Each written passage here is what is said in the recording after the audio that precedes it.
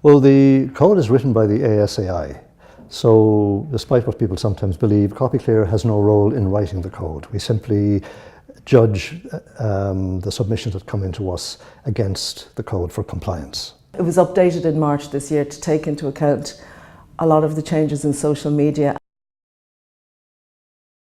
The drinks companies fund CopyClear. They got together quite a long time ago and agreed that self-regulation was the way for them to go, and the most effective and efficient way to do that would be to set up an independent body, and CopyClear is that body. Our day-to-day remit is to administer the code. So the code is very clear and the code is utterly objective. So our job is to implement the code to ensure that all the work that is seen in this country is code compliant. When we're viewing creative work, there's 2 managers on at any one time. If we feel we need to bring the other 2 managers into the decision-making process, we do, and it's a very solid, objective outcome in the end. Any work that's being produced for alcohol brands, just running those, must come through CopyClear. CopyClear meets every Tuesday and every Thursday. We operate from 9 o'clock in the morning until 2 o'clock that day. And we like to promise the clients that any submissions that they make to us before 11 o'clock that day, we will respond on that particular day. Obviously the number of submissions are growing, so we added very recently a 2-hour slot on Friday, which I think the agencies really appreciate, and it helps to keep work being approved on a constant basis. Each of the CopyClear managers has a background in communications. At this moment in time, all 4 of the managers are all ex-ad agency people.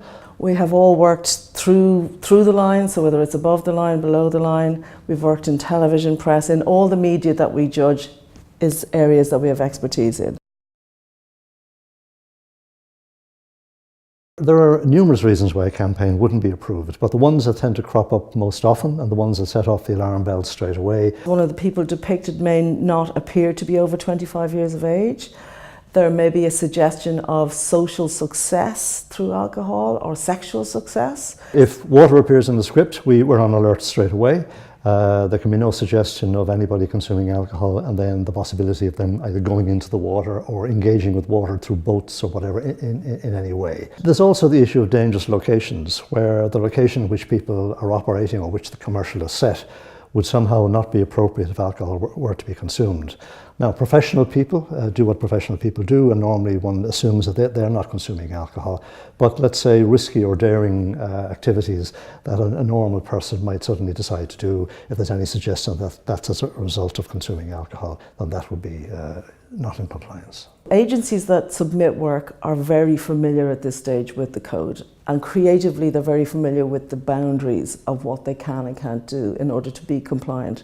So there's a great understanding of the code on the agency side, and that understanding is evolving all the time. The approval comes on the day normally that the submission is made. If it's in by 11 o'clock, as I say, it's done, or we respond by 2. Over 90% of our work, probably over 95% of our work, is approved the same day. There is an appeal process, the CopyClear board or the appeals process. It is wide open to be used. It's rarely used, I'd have to say. The fact that there's 4 managers means that we tend to have very concrete decisions. Once the appeals process begins, it involves representatives from the Advertisers Association, from IAPI, with an independent chairperson. So they adjudicate as part of that appeal. It rarely gets used, but it's just good for agencies and brands to know that it is there and it is utterly objective and effective. CopyClear.ie gives you all the information you need. There's documents to download, there's footnotes to help, there's the code itself. There's also on the Advertising Standards Authority website, there are guidelines there to help. Plus, our lines are always open if there's a question.